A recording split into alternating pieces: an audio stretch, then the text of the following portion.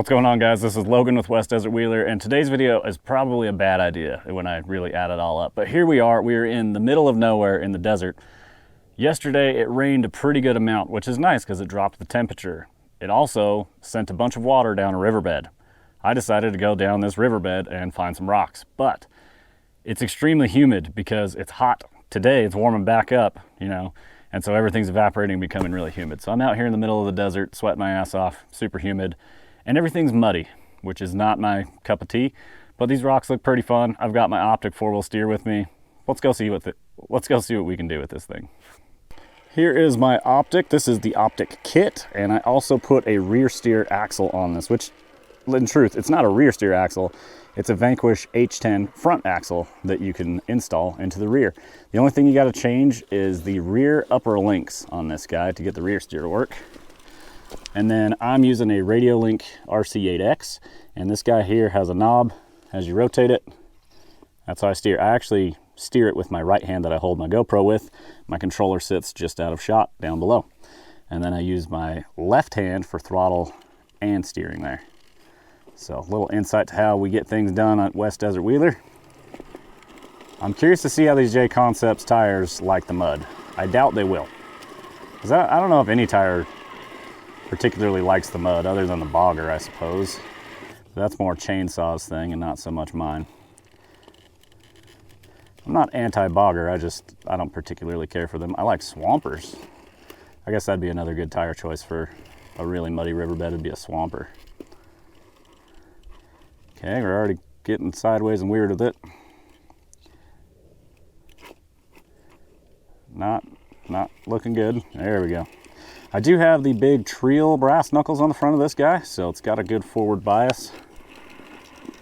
And the other part of this equation is I don't even know how grippy these rocks are before the mud, so they might be slick and then made even slicker by the weather. So just trying to get up this little 4-inch ledge is already proving an issue. A lot of really nasty breakovers, diff hangers, and link grabbers, stuff like that.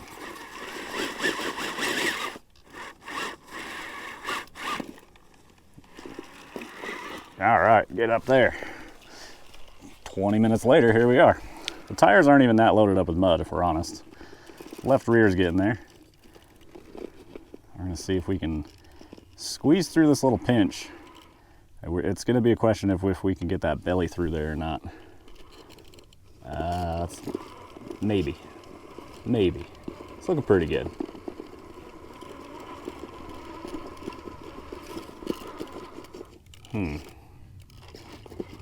Got some traffic rolling by in the background.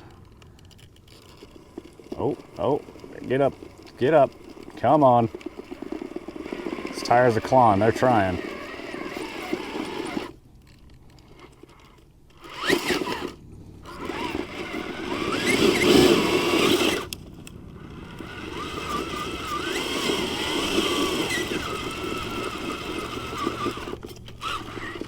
Really don't want that to roll down into the mud puddle below. That was close though. I think that's a pretty good spot. We're gonna bump it through this.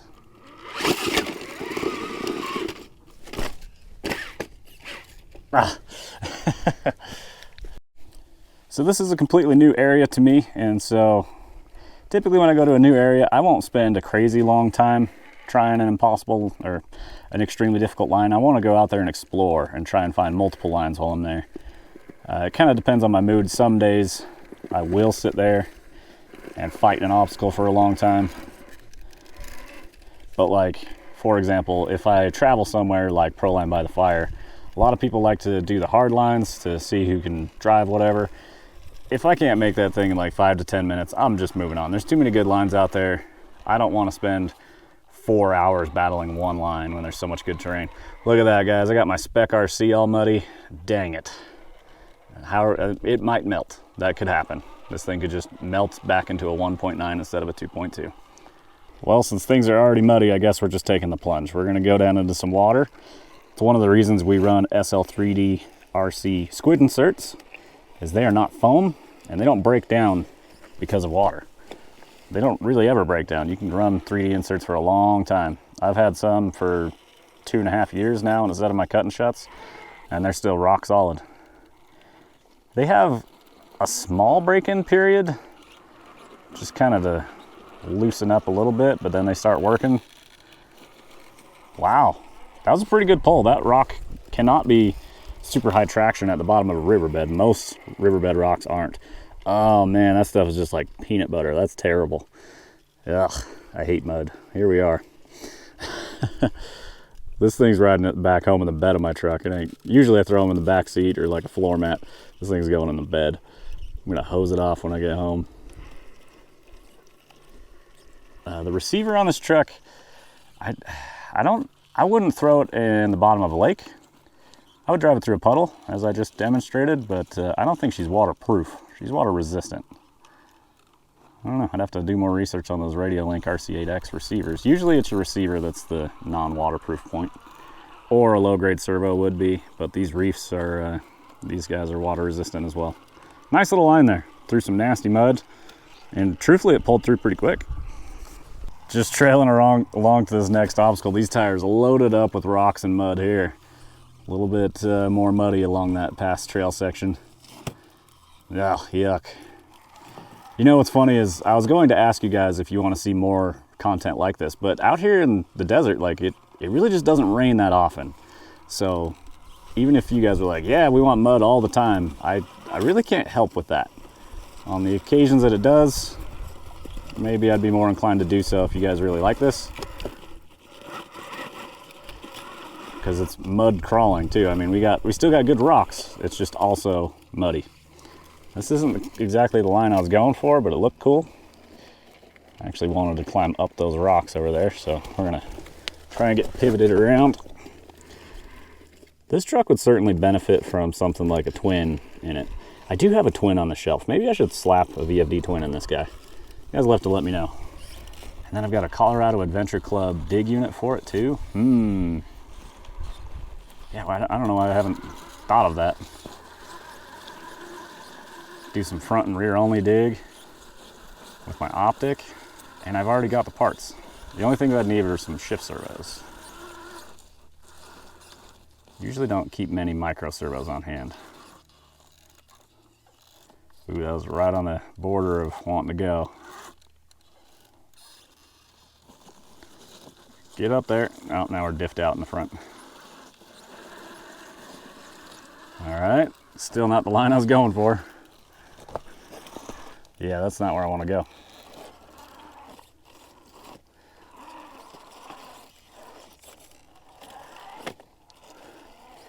These rocks have pretty good traction, if I'm being completely honest. For something in the bottom of a riverbed, usually they're polished smooth out here. But more to my point that it just doesn't rain that often, maybe these just haven't been polished smooth yet. Oh dear, hold on to it, Optic. Yeah, I think she's got it. Keep that rear up on those rocks. Lovely.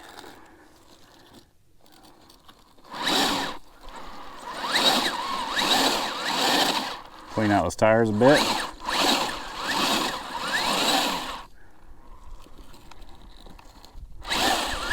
Just getting flat on our belly over there.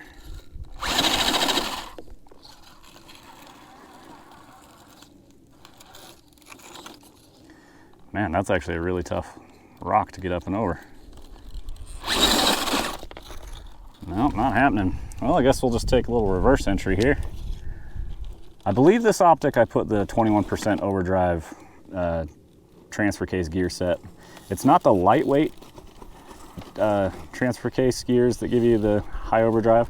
Vanquish has a lot of options for their VFD transmissions. One of them is like just 2 gears that give you more overdrive for a standard VFD. That's really high value. I would strongly recommend it. I would also strongly recommend a lightweight gear set, but they're going to cost you more. And there's 2 different gear sets you have to get for that. There's the forward gears, which drop a ton of weight because those gears are the biggest in the transmission. And then there's a transfer case gear set that are lightweight. And I really like those a lot. On builds that I like really want to go for performance, I always do those. Which I just put a set in my UC Fab build. And then I've got a set in my Class 2 builds as well.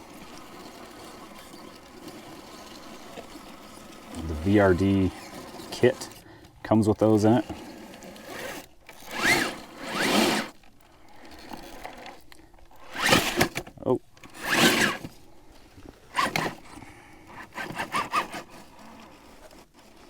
Just wiggling our way underneath this rock. Kind of a cool spot. And that Hobby Wing Fusion, lots of torque, getting it done out here. I definitely trust those things to be waterproof. Found some good sized rock slab, just kind of big solid rock formation out here. Looks like there's a few interesting lines on it. It's not always a given, but I'm spoiled with terrain out here. Some of this stuff is probably like as good as it gets in some of the flyover states, and people love to have that, and I'm more like, oh, it's not V-notches everywhere. It's not very fun. I don't know, I've always been one who's pretty easily entertained on minimal stuff, whether it's back in the BMX days. It didn't take a whole lot for me to keep myself entertained. I didn't need a skate park to have fun. I didn't need the craziest street spots possible. And then rock crawling, I mean, just even on mild terrain, it's just fun to watch the car suspension work and move and stuff. Like, I'll just crawl stuff really slow and just enjoy watching the car work. We're in a belly. Dang it. I actually need to move it back driver if possible. That's close. That's looking good. Pull it up there. Don't roll. Nice. That was a good little pull, especially with dirty tires.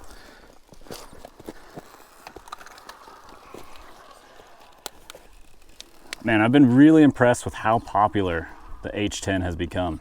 It seems like it's everybody's go-to buggy these days. And they're definitely a fun rig. I should drive mine more. I'm just so used to driving portal rigs that that's kind of what I favor in my driving experiences, but these straight axles are tough. I know I've seen quite a few people break the plastic knuckles. I haven't yet, so I don't know. I can't control what other people do with their RC cars. It's hard to know just exactly what they're doing to get them to break like that. Usually the Vanquish straight axle stuff is rock solid. There we go, a little horsepower.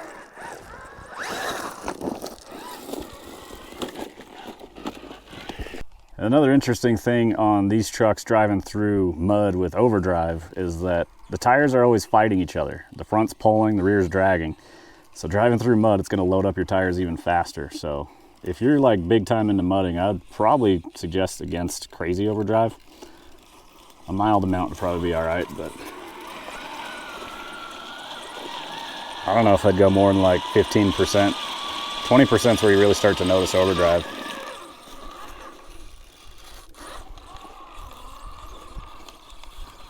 If you guys do have an Optic, how much overdrive are you running in it? Because Vanquish now has overdrive ring and pinion, underdrive ring and pinion, 21% OD available for the transmission gear sets. So I mean, you could get all the way up to into the 40s. Plus, if you have a Vanquish VFD twin in yours, with the high overdrive shifting, you're already into the 40s. Plus, you could add ring and pinions to that, so you could get just ridiculous with it if you want. So, curious to hear how much overdrive you guys are running, if any additional overdrive, even if it's 6% from the VFD gears. Well, let me know. And then the other question, what's your favorite Optic upgrade? I know the 3D body sets are super popular. I know a lot of people really like those. I don't have a 3D printer, and so without being able to easily replace parts for myself, I'm not that interested in them. And I'm too mean to my stuff for 3D printing, especially when I don't have one to replace parts. So I kind of stay away from 3D printed parts. And I roll my buggies a lot, so having one I'm afraid to roll doesn't sound like my style. I'll get up there. We're so close to being able to get that hook. Secure the hook with the front left. Come on, pull it up. We got the hook.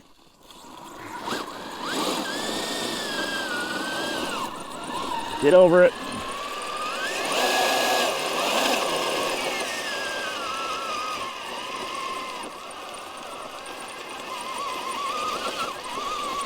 It's moving.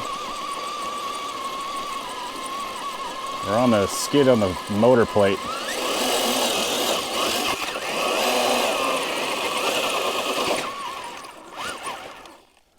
Dang, that's close. I got the hook and everything I wanted, but It's just not quite going where I need it to. Let's try and drive it further over. We're on the brass knuckle. Uh-oh, I feel like we're gonna lose that front. Yep. Oh, it pulled it back. Keep the rear up. Come on, car. Get that thing to rotate. All right, that was sick.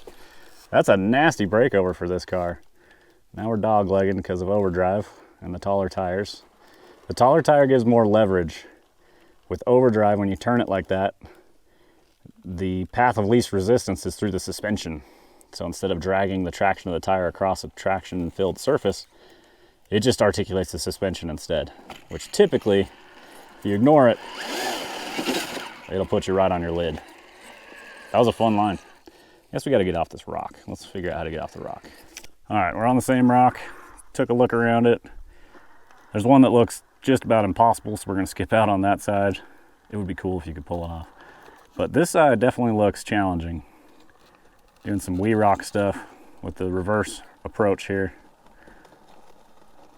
Because of the forward weight bias of the buggy, people in real cars will back off of ledges like this. I already fell too far backwards, so we're kind of committed at this point. So let's see if we can gently get her to set down. Just trying some servo wiggling. Well, we landed on our tires, but we took a flip along the way. Not ideal. This is kind of a big rock formation in the middle of this riverbed, and it looks like the water flows around both sides. There's a tree right behind me with a little bit of shade, so we're kind of on like this little island if there were water flowing. And all these rocks have built up along here. And boulder hopping like this is always super entertaining. It's also one of the most difficult types of terrains, just because there's big holes everywhere to swallow up tires and get you trapped, get things super bound up. So you really got to pay attention to what you're doing. If you're in a rear steer buggy, it's one of the most fun terrains because it is so challenging. And being able to maneuver your tires exactly where you want. So like right here, I'm favoring towards the driver's side because there's a big hole once we break over that. And so I got to start turning into it. Our door panel kind of saved us there.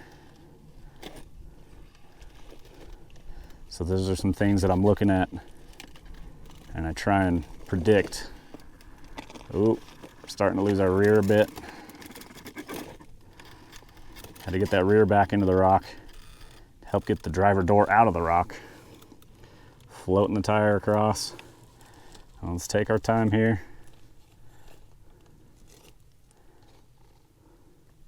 I need that rear tire to land on the far rock. And if I don't get it far enough over, it'll fall in the hole. Okay, we got the rock. If it fell in the hole, I was figuring I was gonna end up on my belly and just slide back down into the crack and get trapped. But she got it done. That's why my door panels are all scratched up.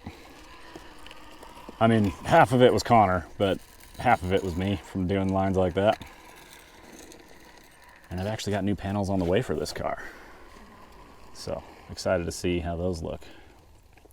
So I do have a 3-year-old son, and what's interesting is he has access to all my RC collection. I beat on my cars really hard. I know and trust that they're tough. And also, like, I know how to fix them. It's not a big deal. So I let him drive any of my RC cars that he really wants to. And we'll go out and drive together. And his vehicle of choice, 98% of the time, is the yellow Optic, is what he calls it. So, I don't know if it's the color, but I know he likes buggies. So there's really just something about this Optic that he's a big fan of, but he's got more time driving this thing than I do. So pretty funny. I usually grab my drag axle Capra and then he'll drive the Optic. And this thing does have rear steer and he knows how to run it. And so me being drag axle and him with rear steer, it's a pretty good challenge together. And so we'll just kind of follow each other around out there. This is a little more vertical than I was thinking. I don't think she's gonna stick it. Yeah. I mean, maybe if I could get the weight transfer on it, I think we're gonna run out of traction first. But if I could get the front left to settle down in there, yeah, if I could get the front left to just hold down in that, I might be able to snake it up through, but I think we're out of traction is the issue. That's asking a lot for this car. Very steep, very slick surface. Tires are dirty. Can't win them all. That's all right. It looks fun though. Let's drop it. That'd be a cool drop. So we're gonna try driving down it forward first. And if that doesn't really work out, then we can give it a reverse entry and see how things go. But let's see, what's my approach here? I think I'm gonna try and drop driver tires low on this. And then I'm gonna try and turn back driver in the front, because that's gonna keep us the most level.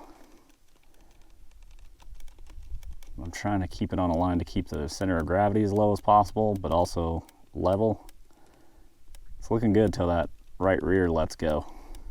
I'm gonna have to throttle out for sure. That's very, very steep. I was just about to move and get a camera shot of how steep that was. All right, little different perspective here. Let's give it a reverse entry. Honestly, I didn't mind the line choice. Now, when you're doing reverse entries with high overdrive, it makes the suspension want to stand up. It's usually not a big fan of that. So, I suppose we'll see what we can do. But we have more forward weight bias to give us more control over the truck before the front end comes off the ledge. And this isn't gonna end well either. I can already see it. Wow, that was pretty controlled, not bad. Kind of just committed to it on the way down. I didn't even like really hit it or anything. Nice, that was a fun little drop. Pretty clean. I'd say that's realistic to what would happen in a real car. So along this rock canyon, there's just kind of this solid rock wall. There's this little cutout right here that has some little ledges in here. So we're gonna see if we can make our exit up through here and end things out for us. We're gonna drive through some peanut butter first. It's not fun to stand in either, so I'm gonna get the truck across there. That's pretty solid. That actually didn't load up too bad. I'm gonna follow my tire tracks and stand where I drove because it wasn't too mushy. But there's gonna be some big breakover stuff like our first obstacle from this video. I don't wanna dig holes, so I kinda wanna make this climb quickly. So we're gonna try a more aggressive line on the front. Get up there, tires, come on. Okay, the hook came from the left rear. That's how I was able to get her to pull up.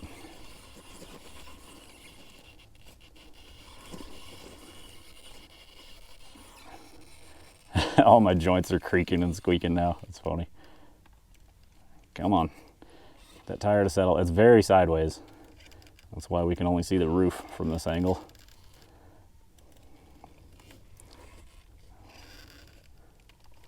That rear's trying to flip us over.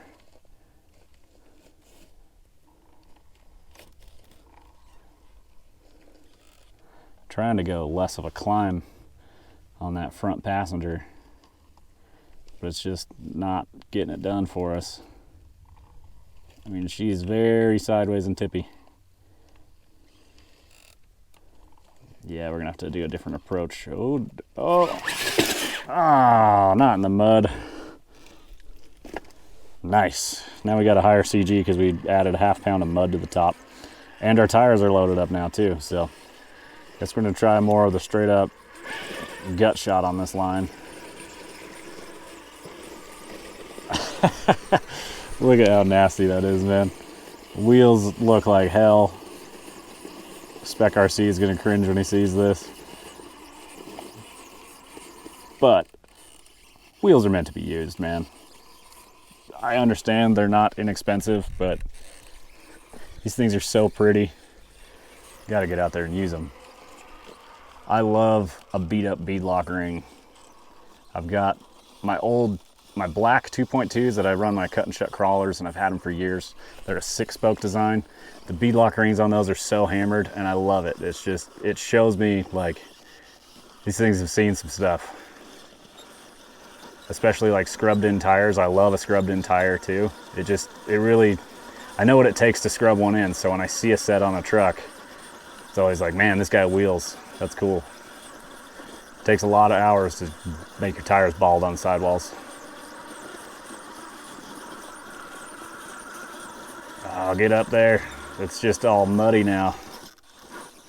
There's a bind, there's traction, and bad CG. look at how much mud we've spread around on here. That's funny. So I guess we'll take the sketchy line then. We'll go out towards the edge. It's not a V-notch over here. Yeah, these tires are struggling now that they're loaded up. I like that actually. I think we're on our belly with this. All right, get up there. Get up there.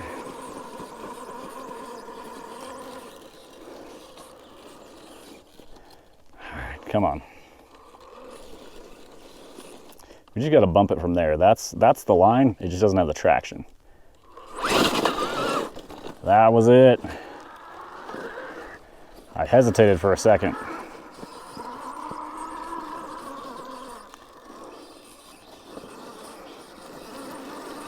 Yeah, it really wants to try and go right there.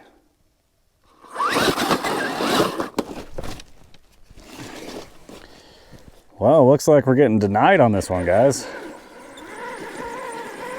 It's going to take a bit of luck with this bounce, apparently.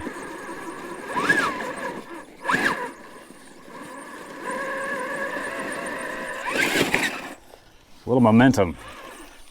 I never lifted once I got it set up in there, so a little more momentum probably helped it carry it through. Sick. You know, let's take the buggy and climb right there too. Let's do another V-notch, why not? That's what I look for out here. Let's get stuck on our belly yet again.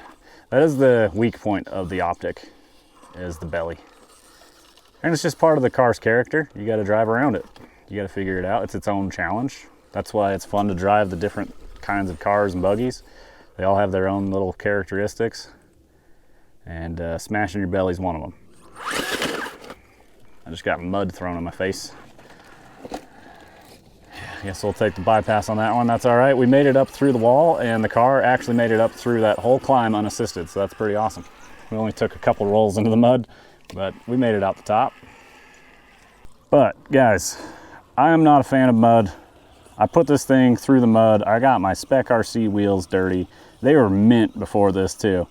So I'm gonna ask you guys a favor on this one. Drop a comment on the video, leave a like.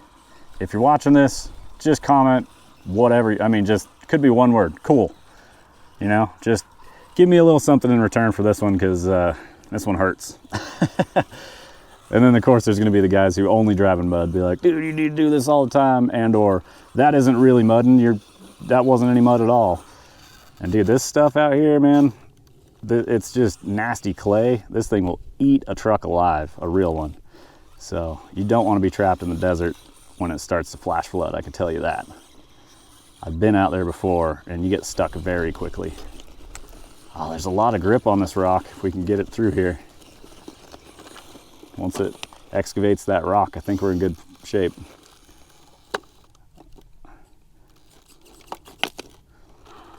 Come on. Get it through there. Use that rock as a push. Come on, it's on the skid. Come on, don't move the rock. Oh, our whole rock we're holding on to is moving. Man, this is a nasty, nasty line. I did not think it'd be this hard. This is just kind of the exit of the trail. Okay, the whole face of the GoPro is muddy except for the lens, so we're gonna be all right. I thought I just smeared my whole lens with that thing. Which, shout out to the GoPro. I think it's a Hero 10 now. I don't know. It's like the iPhone. I don't know what number it is anymore. It's like a year or two old. This thing gets hammered. I don't really take care of my GoPros, and they just keep taking it. So, shout out to GoPro. They do like to overheat in the summer where I'm at, though. That's the downside. When you're shooting 4K, it generates heat. Don't do that. Damn truck. Oh man, these rocks are just shifting all over the place. I can't pick a line, the line keeps moving. There we go, settle it out. Oh, don't do that. There you go. A little bump from here. It's so close. Get up and out of there. Stupid rock. All right, we got a rock face to push up against now. Get out of there, come on. We've made it.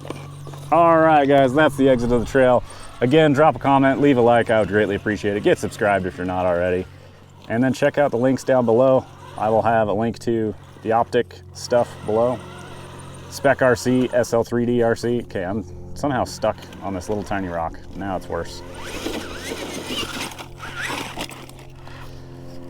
And I guess I gotta go home and clean this thing up. So thank you guys for your time. I hope you liked the fresh content, something a little different than the red rocks out here. And we'll catch you guys on the next one. I think there's rubber in there, but if it isn't there, keep the rubber side down. See you guys.